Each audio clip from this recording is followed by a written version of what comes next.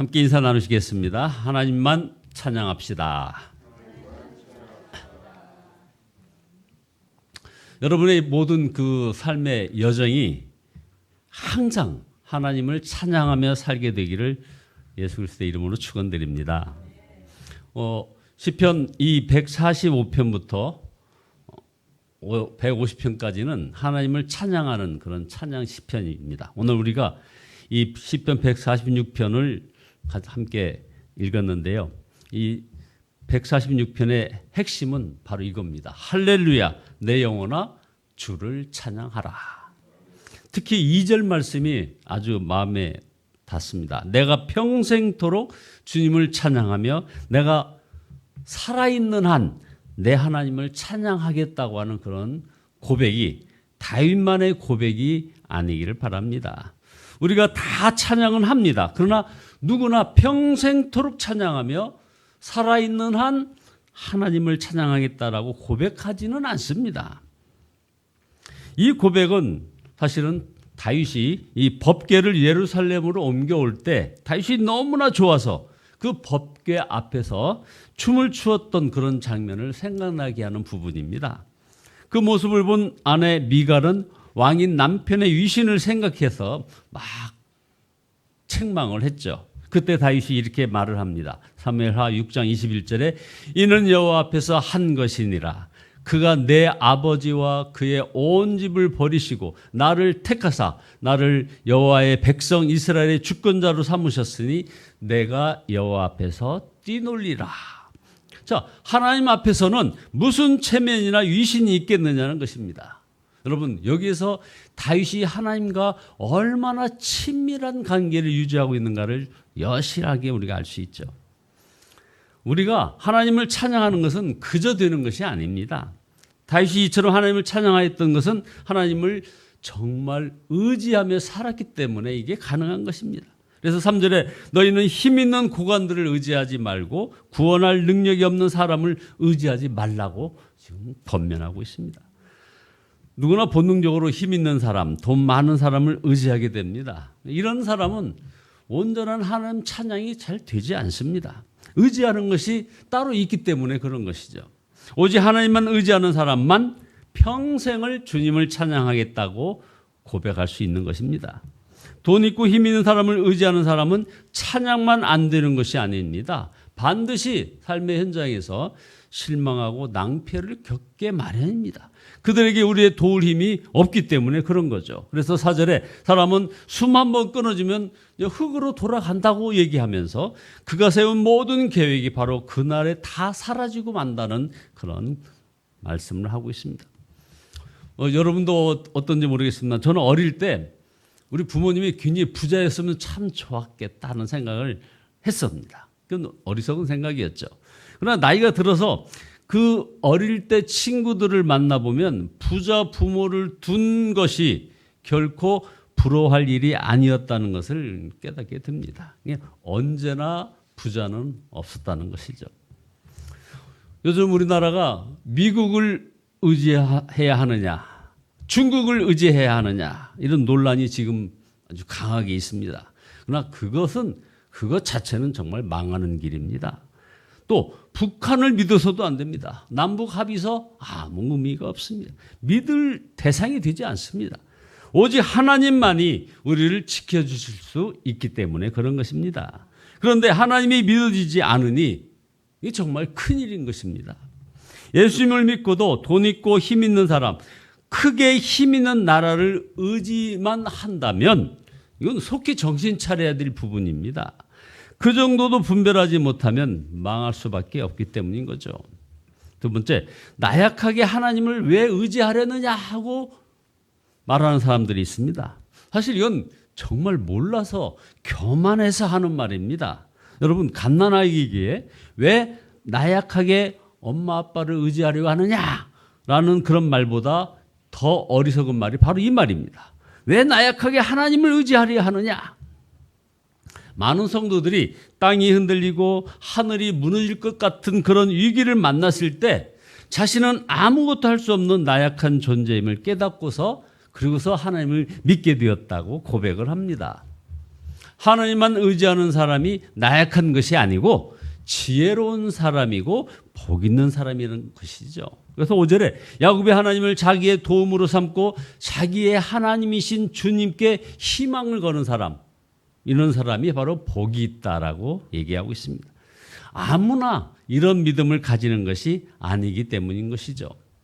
여러분 보십시오. 엘리야 시대에 이스라엘 백성들은 하나님만 의지하지 못하고 그냥 바알 우상과 하나님 사이에서 그냥 왔다 갔다 했습니다. 엘리야가 그 이스라엘 백성에게 속이 터져서 이렇게 외칩니다. 엘리야가 모든 백성에게 가까이 나아가 이르되 너희가 어느 때까지 둘 사이에서 머뭇머뭇하려느냐. 여호와가 만일 하나님이면 그를 따르고 바알이 만일 하나님이면 그를 따를지니라 하니 백성이 한마디도 대답하지 아니하는지라. 여러분 너무 신기하지 않습니까? 어찌 대답을 못하느냐 말입니다. 저는 하나님만 의지합니다. 그 말 한마디를 못하는 거예요. 여러분 혹시 하나님 외에 믿고 의지하는 것이 여러분 가운데는 없습니까? 혹시 있다면 이거 속히 정리해야 될 부분입니다. 하나님을 아직 잘 모른다고요? 아니 성경에 다 있지 않습니까?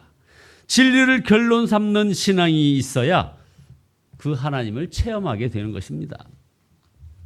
초대교회 베드로나 사도 바울은 누구로부터 그런 어떤 목회라든가 기독교 교육을 배웠을까요? 바로 주님이었습니다.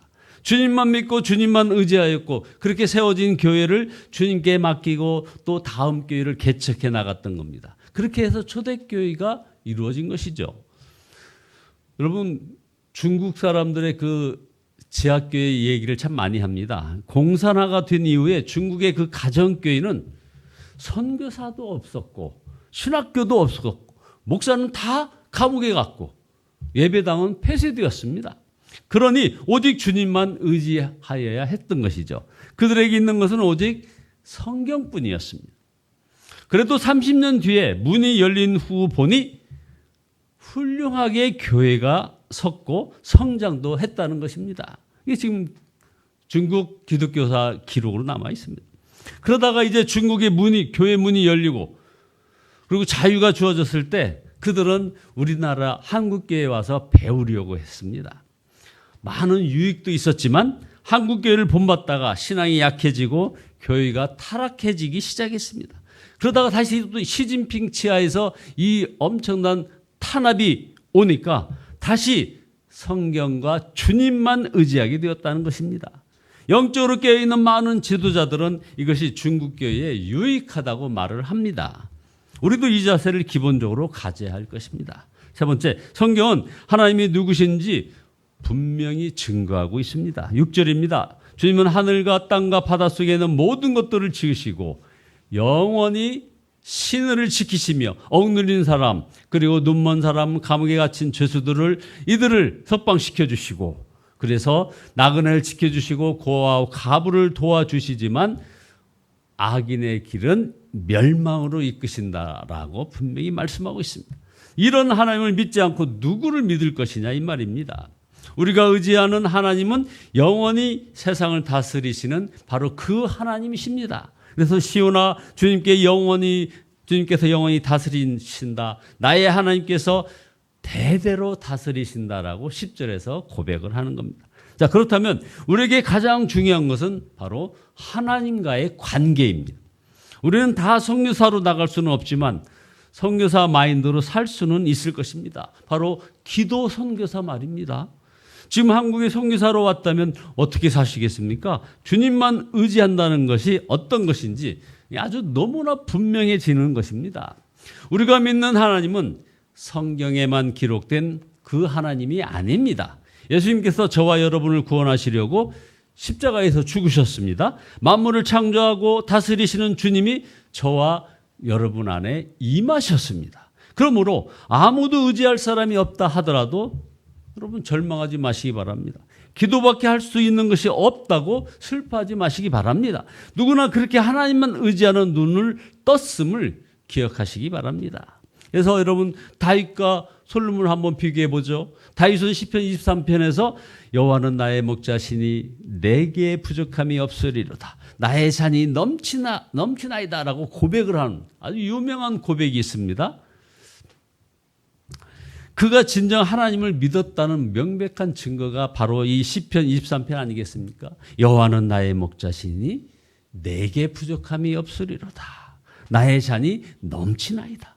하나님이 정말 믿어지지 않으면 이런 고백이 안 되는 것이죠. 세상적으로 볼 때 다윗보다 훨씬 평안하고 온갖 부귀영화를 다 누렸던 솔로몬. 이 솔로몬은 다윗의 이런 고백처럼 절대 고백하지 못했습니다. 그의 고백은 참으로 허무했습니다. 보십시오. 헛되고 헛되고 헛되고 헛되니 모든 것이 헛되도다. 이게 바로 다윗과 솔로몬을 비교해 보는 것입니다. 어떤 성도가 이런 고백을 했습니다. 그의 정말 절망이었.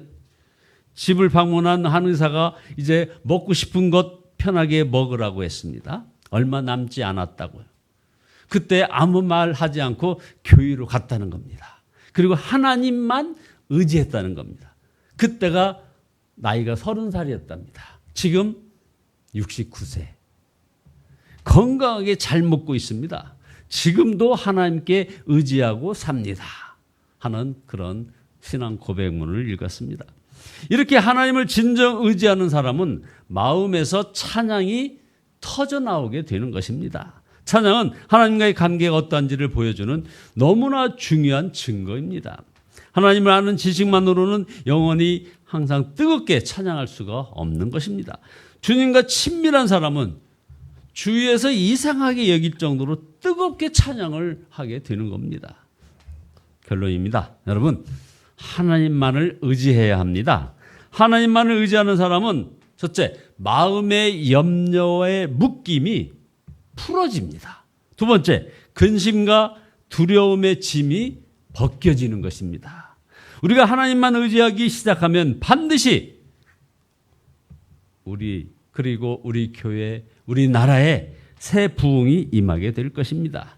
이제 하나님만 의지하리라 마음의 결심만 해도 하나님은 그 마음에 역사하시는 것입니다.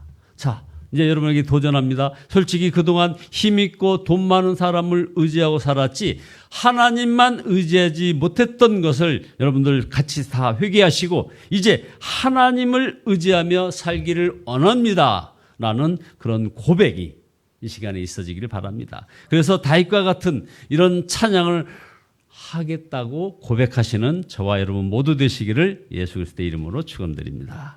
기도하시겠습니다. 전능하신 나의 주님을 찬양합니다.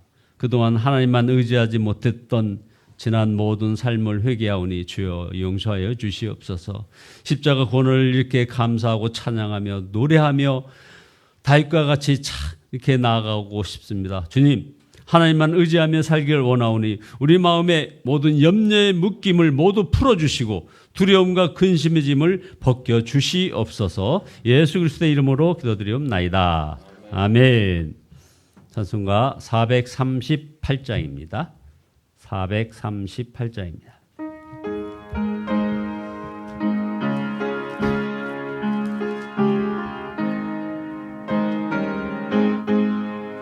내 영혼이 은총 입어 중한 죄지 벗고보니 슬픔 많은 이 세상도 천국으로 화하도다. 할렐루야 찬양하세.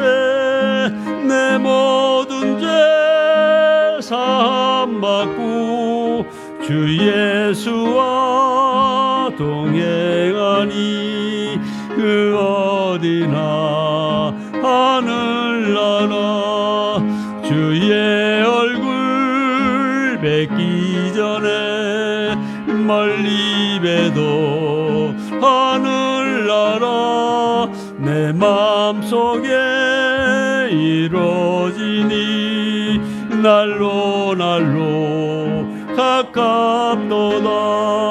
할렐루야 찬양하세. 내 모든 죄 사함받고 주 예수와 동행하니 그 어디나 하늘나라 높은 산이 거친 들이 조막이나 궁궐이나 내 주 예수 모신 곳이 그 어디나 하늘나라 할렐루야 찬양하세 내 모든 죄 사함받고 주 예수와 동행하니 그 어디나 하늘나라. 주여 삼창하시네 동성으로 기도하시다가 돌아가시겠습니다.